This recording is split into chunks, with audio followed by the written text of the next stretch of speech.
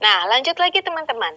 Tadi kan udah punya keunggulan-keunggulan masing-masing ya, keunggulan dari PPH Plus Pro. Tapi Prudential nggak cukup di situ aja, Prudential tambahin lagi keunggulannya.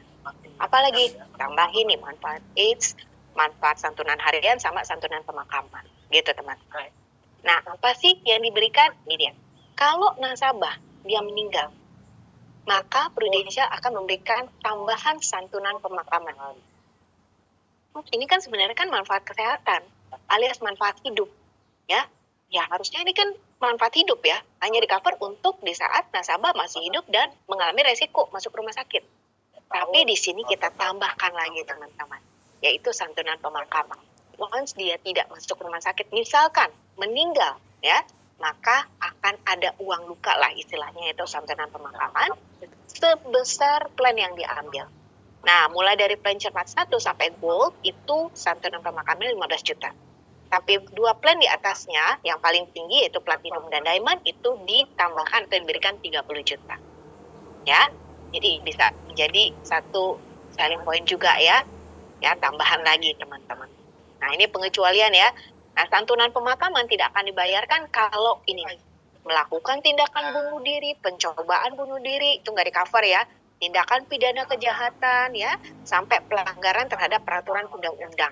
Gitu teman-teman ya. Nanti bisa dilihat di dalam pengecualian ya. Nah, lalu apalagi santunan harian. Kalau tadi santunan pemakaman, ini santunan harian. Nah, santunan harian ini seperti apa? Kalau santunan harian ini kalau nasabah dirawat inap di rumah sakit, di mana nasabah dia memiliki 2 asuransi. Oh, kok bisa 2 asuransi, Ruth? Nah, misalkan ya teman-teman ya, nasabah prospek teman-teman itu karyawan. Biasanya karyawan pasti punya asuransi dari kantor, benar nggak? Ya, kalau karyawan pasti udah dikasih nih jatah dari kantor. Tapi pas teman-teman ceritain tentang PPH Plus Pro, nasabah tertarik nih.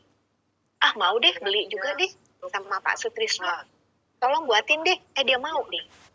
Oke, punya nih PPH Plus Pro, gitu kan ya. Tapi di kantornya punya juga nih asuransi. Termasuk juga BPJS ya, Bu? Termasuk BPJS, benar Pak. Ya, Pak Sutrisno bukan sih? Saya nggak kelihatan namanya siapa ya? Marli. Pak Marli, oh ya, Pak Marli ya. Nah, Pak Marli.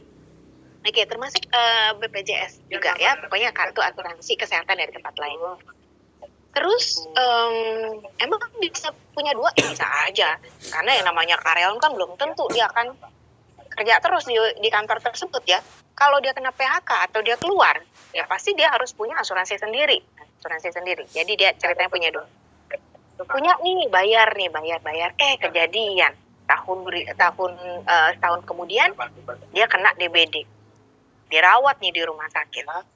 Biasanya kalau karyawan dirawat di rumah sakit itu kan pasti klaim pertama adalah asuransi kantor dulu.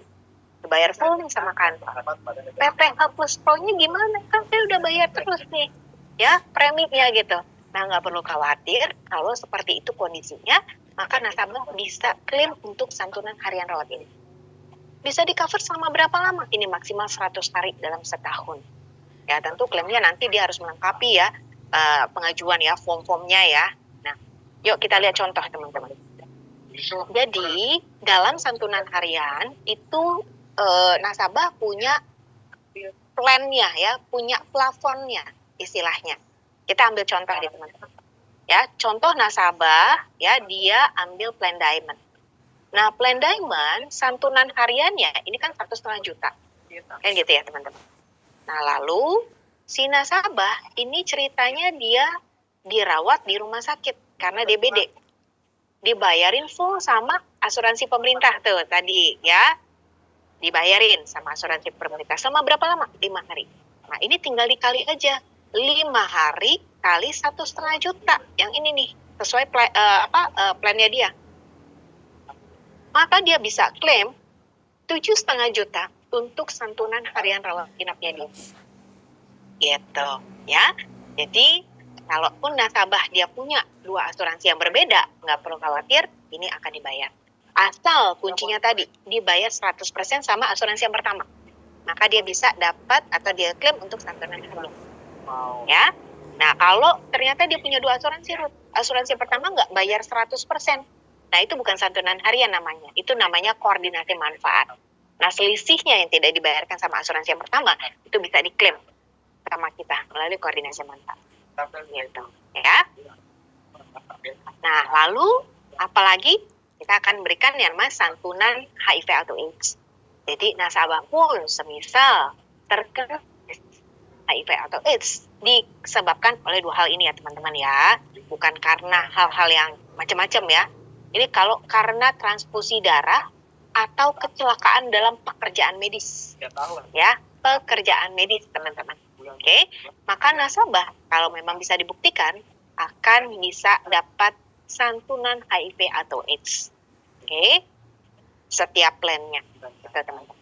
Tapi ada catatan kecil di sini teman-teman. Ini hanya berlaku untuk 12 bulan setelah keikutsertaan PPH Plus Pro-nya. Jadi kalau dia sudah terkena karena transfusi darah mungkin di bulan ke-11, maka itu nggak bisa diklaim. Tapi kalau dia terkena transfusi darah, ya itu di bulan ke-13 setelah 12 bulan, itu baru bisa dapat klaim santunan HIV AIDS-nya ini. Gitu. Ya.